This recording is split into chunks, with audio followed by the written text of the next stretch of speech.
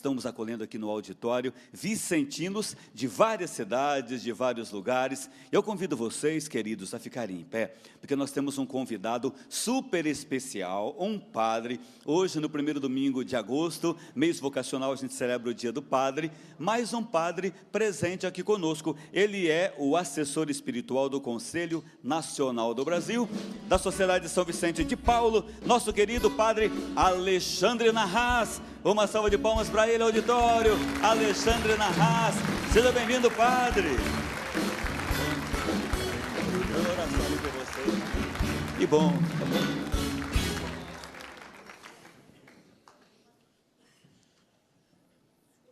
Queridos confrades e consórcias da Sociedade São Vicente de Paulo, queridos telespectadores que nos acompanham na rede Século XXI, louvado seja nosso Senhor Jesus Cristo. Na rede Caridade, servir nossos mestres e senhores. Essa é a reflexão que vamos fazer nesta tarde. E gostaria de iniciá-la lembrando de uma frase muito significativa de São Vicente de Paulo. Reconhecemos diante de Deus que os pobres são os nossos senhores e mestres, e que somos indignos de lhes prestar nossos pequenos serviços. Este tema que vamos partilhar nesta tarde tem como fundamento a valiosa experiência de Antônio Frederico Ozanam e seus amigos no século XIX. Todos nós sabemos que entre ruas e vilas, escadarias e cortiços, Frederico Ozanam e seus amigos visitavam uma a uma as casas dos pobres. Conversavam sobre a vida e os acontecimentos de cada um deles. Informavam-se sobre a família, anotavam as necessidades imediatas dos pobres e, antes de sair, davam vales, alguma roupa, vela e lenha. Eles trocavam um aperto de mão e prometiam voltar. Mesmo com a dor de tantos pobres, Ozanam e seus amigos partiam felizes por tê-los escutado e, sobretudo, por ter levado algum sinal de esperança. Por isso, queridos confrades e consórcias, e aqueles que nos acompanham também pela rede Século XXI, em relação ao seu pensamento político e social, pode-se dizer que Ozanam quis dar à igreja uma imagem mais fraterna, tornando-a atenta a todas as misérias humanas, no intuito de suavizá-las, temporalmente e espiritualmente. Poucos, queridos confrades e consórcias, conseguiram ligar tão bem sua experiência de fé às preocupações sociais de sua época. Ou seja, Ozanam mostra para nós, também hoje, que não existe fé cristã sem compromisso social. Vocês vivem isso semanalmente, nas reuniões de conferências e nas visitas às famílias assistidas. Ozanam, ele fez uma clara defesa da fé cristã e católica, mostrando a sua importância e grande colaboração que pode dar ao futuro do mundo. Ozanam, de fato, queria reunir para o socorro dos pobres todos aqueles que pretendiam um mundo mais solidário, numa grande rede de caridade. Nós conhecemos aquela frase de Ozanam: gostaria de rodear o mundo inteiro numa grande rede de caridade. Pois bem, nós somos iluminados pelo testemunho de Ozanam e de seus companheiros, que realmente se tornaram uma profecia para o mundo, pois não mediram esforços para a transformação da realidade injusta. E como Vicente de Paulo, Ozanam também compreendia a evangelização como a promoção integral da pessoa humana, na dupla vertente material e espiritual. Ou seja, a missão evangelizadora era entendida como sendo a recuperação da dignidade humana nos dois aspectos, social e religioso. Um tesouro para nós. Pois bem, o Deus Trindade, o Deus Pai, Filho e Espírito Santo, coloca tudo isso em nossas mãos, para guardarmos e zelarmos e produzir grandes e bons frutos, aquilo que foi soprado em São Vicente de Paulo e depois também em Ozanam e seus companheiros.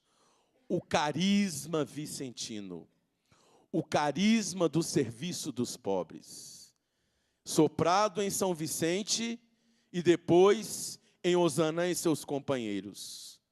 Por isso, Jesus confia em vocês, queridos confrades e consórcias. Guardem bem isso no coração. Jesus confia em vocês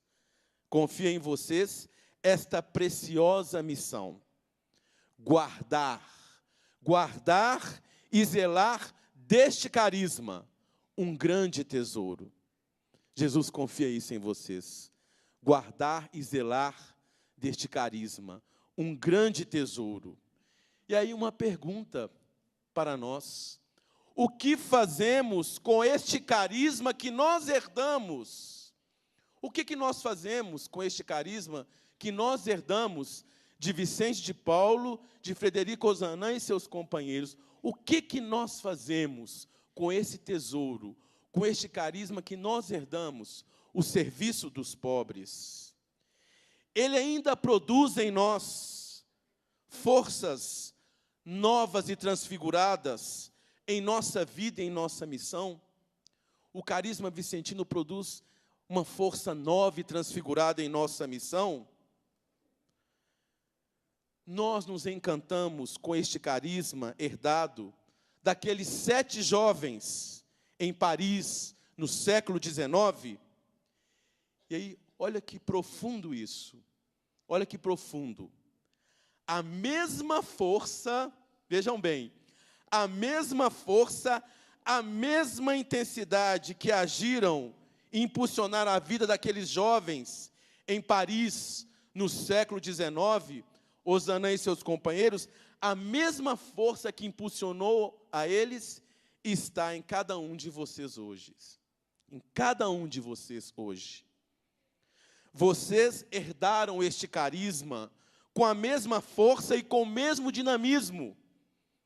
A força que vocês têm semanalmente para servir os pobres, essa força que soprou na vida de Ozanam e seus companheiros e continua na vida de vocês.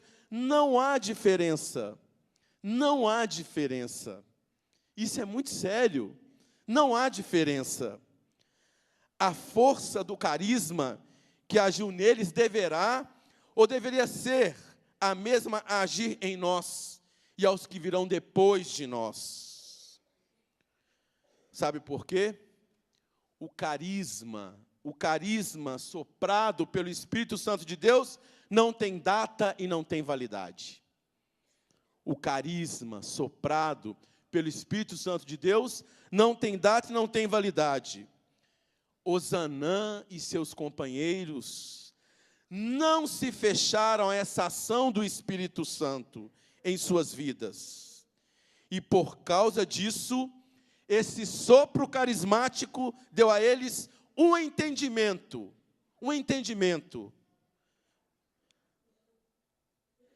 A vida já não era mais deles. O grande entendimento soprado. Mas de Cristo, para Cristo, com Cristo para os pobres. A vida já não era mais deles. Mas a vida era de Cristo, para Cristo, com Cristo para os pobres. Os pobres, mestres e senhores.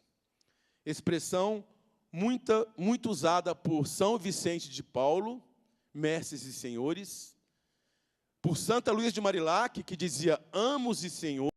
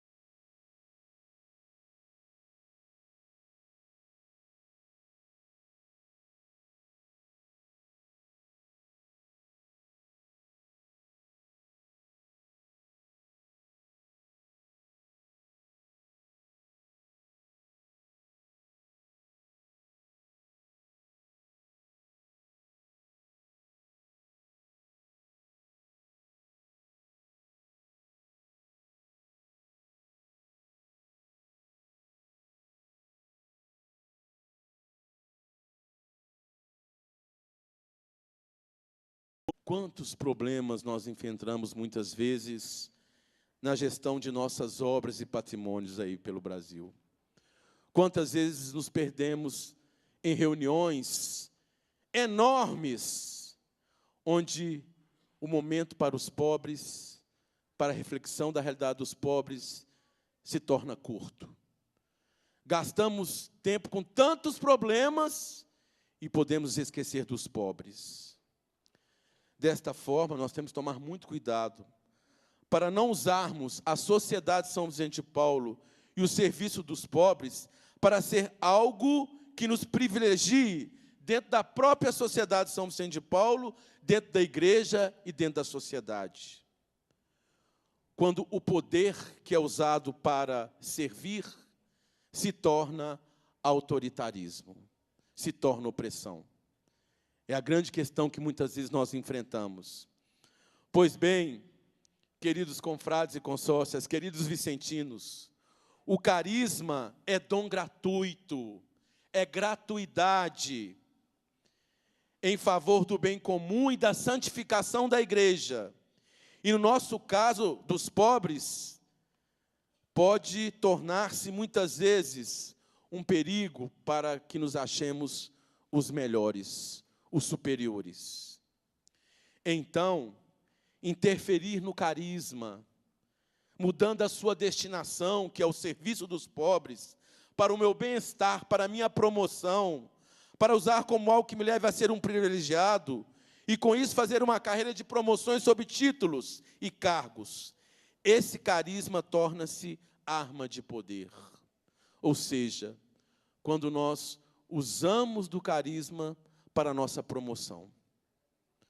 O carisma, quando é verdadeiro, e eu acredito que nós vivemos isso, no dia a dia da nossa vida vicentina, o carisma, quando é genuíno, quando não sofre interferência, ele é poder de serviço e de amor. O Papa Francisco tem insistido tanto nisso para a igreja, né?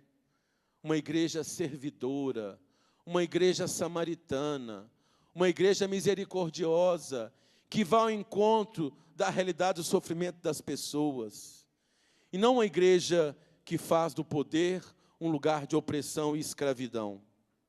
Vejam bem, o carisma do serviço aos pobres, quando é conservado por cada um de nós, por cada confrade, por cada consórcia.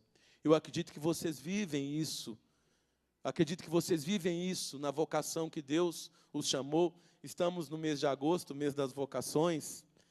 Quando o carisma do serviço aos pobres é conservado por cada um de vocês, zelado com cuidado, sem alteração e mutilação, esse carisma se torna uma força viva e profética.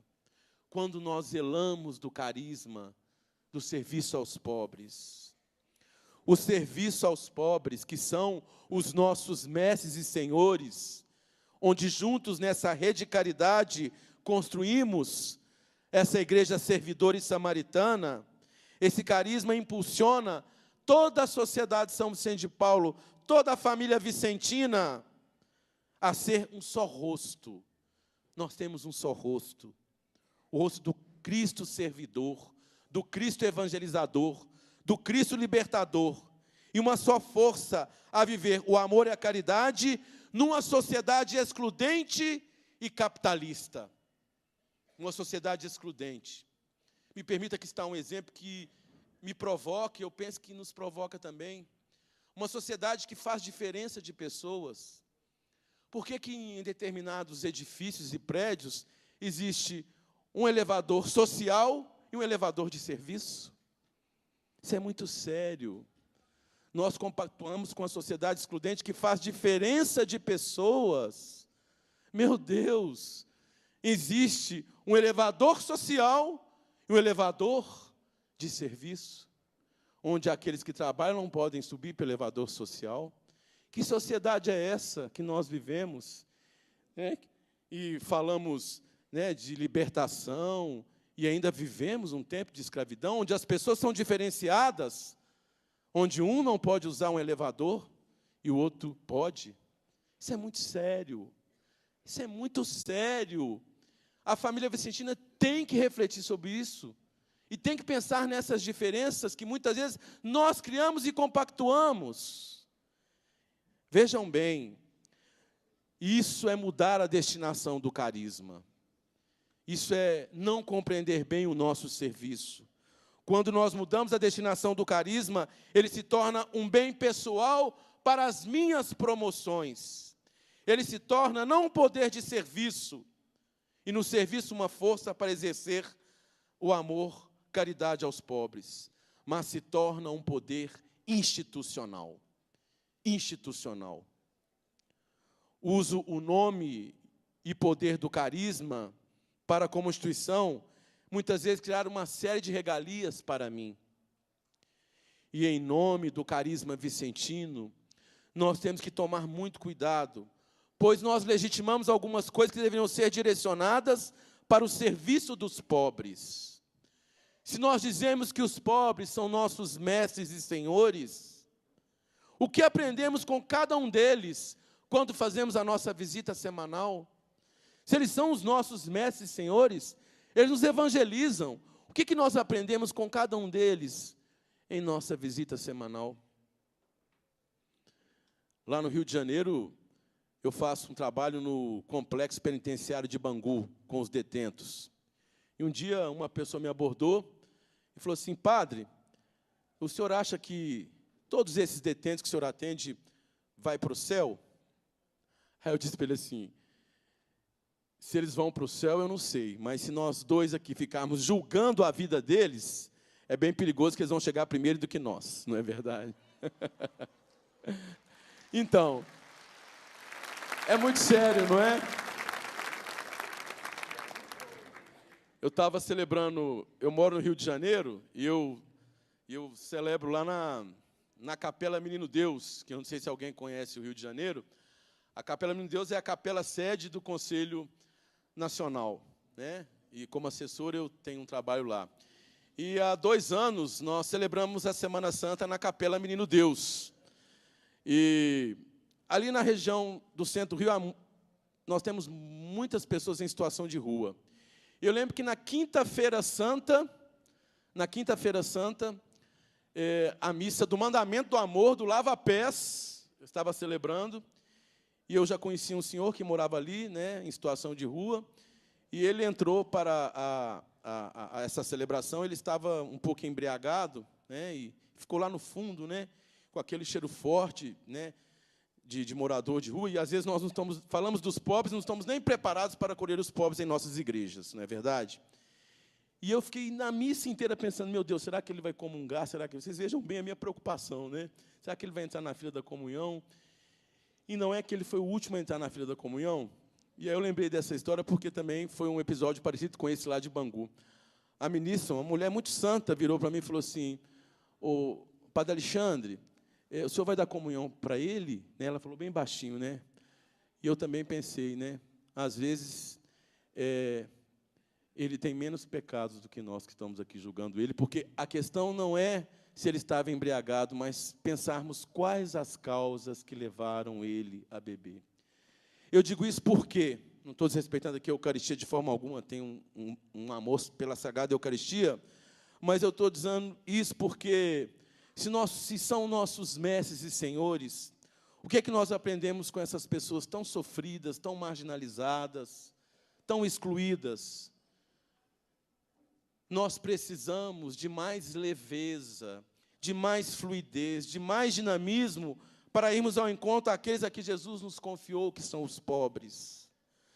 Por isso nos deu esse carisma, que é um tesouro, nos deu esse carisma, a força para estarmos junto aos pobres.